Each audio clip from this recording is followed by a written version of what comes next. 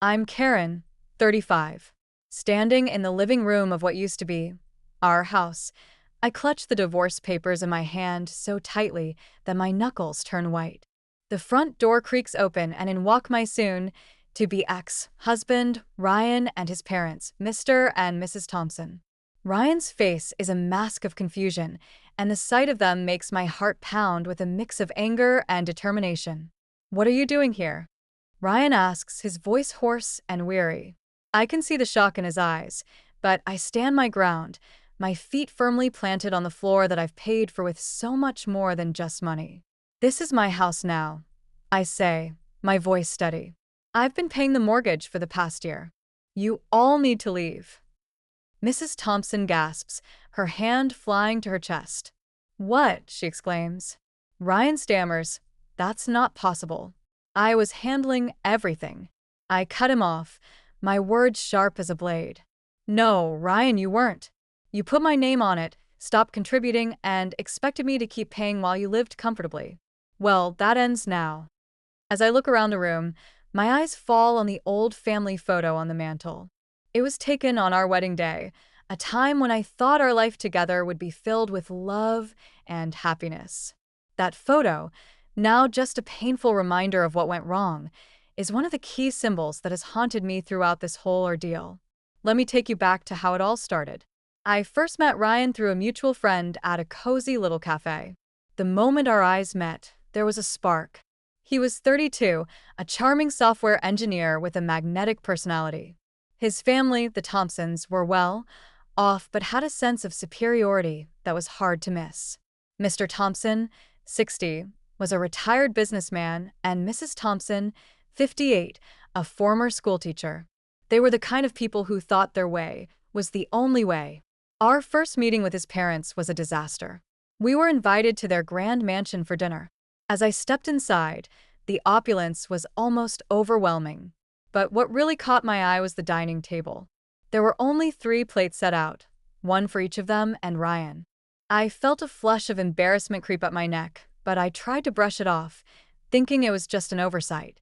Throughout the evening, they barely acknowledged my presence. Ryan sat there, silent as a stone. When we got home that night, I couldn't hold it in anymore. "I need to talk about last night," I said, my voice trembling with frustration. Ryan sighed and mumbled, "I'm going to sleep." He acted as if I was overreacting, but I knew what I had felt. I pushed back. "You let them treat me that way, without saying a word. Do you expect me to disrespect your parents in their own home?" He shot back defensively. "They have their ways. Speaking up would have been disrespectful." I was hurt. "Are you really justifying this? Don't you care how they made me feel?" He turned away, saying, "Can we not do this right now? Good night." And with that, he left me alone, my heart heavy with disappointment. After that, we tried to avoid his parents as much as possible. But at our wedding, they were there, of course. At the reception, when we mentioned our honeymoon plans to Hawaii, Mr. Thompson piped up, "Why not an overseas trip? We'll fund it, but we'd like to come along." Ryan had already accepted their offer without even discussing it with me. I was heartbroken. Hawaii was my dream destination, a place where I had envisioned starting our new life together as a couple. But Ryan just shrugged it off, saying, "My parents made a great offer. Paris is amazing." Feeling defeated, I went along with it. A month later, we met the Thompsons at the airport. They greeted me with fake smiles and overly warm hugs. At first, I thought maybe they had changed, but I was wrong. During our trip to Italy, the Thompsons' true colors came out. They started criticizing my clothes, making snide remarks like, "Your fashion sense is so outdated." Some days, they would deliberately exclude me from outings, saying my outfits were embarrassing. By the second week, they even started commenting on my weight and diet. If I ordered anything more than a salad, Mrs. Thompson would give me a passive, aggressive look and say something like, "Some people really don't watch what they eat." And Ryan? He either ignored them or chuckled along, as if it was all a big joke. On our final day, when I went to collect our travel documents, I asked Ryan for my plane ticket. "I don't have it," he said, his eyes avoiding mine. I knew something was off, but I was too exhausted to react. I went to the Thompsons' room and said, "Ryan, Mr. and Mrs. Thompson, we leave in 3 hours." Mrs. Thompson said casually, "Oh, we forgot to buy your ticket." I couldn't believe my ears. "How do you forget something so important?" I demanded. She waved me off. "You can buy one separately." I was furious. I turned to Ryan. "You need to step up. You can't keep letting them treat me like this." But Mrs. Thompson interjected, "Figure it out yourself." I looked at Ryan, pleading with my eyes for him to stand by me. Instead, he hesitated and then mumbled, "They paid for the trip out of their retirement savings. I can't just abandon them." As they walked away to pack their bags, I felt a sense of despair wash over me. I watched Ryan pack, his movements mechanical, not even bothering to look at me. I realized that I was completely alone in this. That was the moment I knew I needed to take control. I remembered that Ryan's financial stability had always come from his parents. When they retired, they transferred the mortgage of this house to him, and when it became too much, he conveniently put my name on it and stopped paying. I reached out to my best friend, Lily, and her husband, Tom, a property lawyer. "Lily, I need your help," I said, my voice filled with desperation. "I've been making the mortgage payments ever since Ryan handed it over to me. It's time I take control." Tom joined a call, his voice sharp and professional. "Since the payments have been solely in your name, we can legally transfer the house to you." The realization hit me hard. For months, I had let Ryan off the hook, thinking he needed a break. But after 7 months of no contributions, I confronted him. "Ryan, you haven't paid a single cent. What's your excuse?" I demanded. He scoffed. "Are you jealous of my lifestyle? You knew I needed time to relax." That was when I saw Ryan for who he truly was. Tom was blunt. "I can't believe you didn't see through him sooner." I admitted, my voice barely above a whisper. "I was in love. I thought he could do no wrong." Tom said firmly, "Well, now you know. You need to act fast.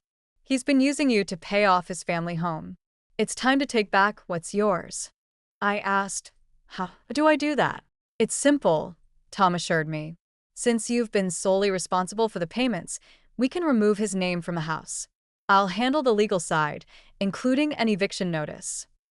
With their support, I felt a new sense of empowerment. Knowing that Ryan and his parents had a 35-hour layover in Turkey, I timed my plan perfectly. I quickly booked a flight home, the ticket in my hand a symbol of my escape from this nightmare. During the flight, I couldn't stop crying. The pain of Ryan's betrayal cut deep, and the fact that he never once called to check on me made it even worse. But the thought of evicting them gave me a brief sense of satisfaction. As soon as I landed, I checked Ryan's flight status. They still had 3 hours before departure. I drove straight to the house, using the spare key hidden under the doormat, another key prop in the story. The key that once gave me access to a home filled with false hopes now opened the door for me to reclaim my life. I contacted a top divorce attorney and scheduled an urgent appointment. Lily and Tom arrived to support me as I finalized the paperwork. With every document I signed, removing Ryan from the property, filing the eviction notice, and initiating the divorce, I felt myself taking back control. "Me redoing the right thing," Lily assured me. "We've got your back," Tom added. Their words brought all the emotions I had been suppressing to the surface. Being back in this house, filled with so many memories of Ryan, was overwhelming, but this time, I wasn't alone. After they left, I checked Ryan's flight again. They had 4 more hours until landing. I took a short nap, freshened up, and then headed to the lawyer's office to collect the divorce papers. An hour before their arrival, I returned home. My heart was pounding with anticipation. And then, they walked in, and the confrontation began. Ryan tries to plead. "You don't have to do this. I made mistakes, but we can fix this." I shake my head, my eyes filled with determination. "No, Ryan, it's too late." Watching them leave, defeated and in shock, was the closure I needed. Healing from this betrayal won't be easy, but I've reclaimed my life on my terms. The photo on the mantel, the key under the doormat, and the ticket that brought me back home are all part of this long and painful journey. But now I'm ready to move on, happier and freer than I've ever been.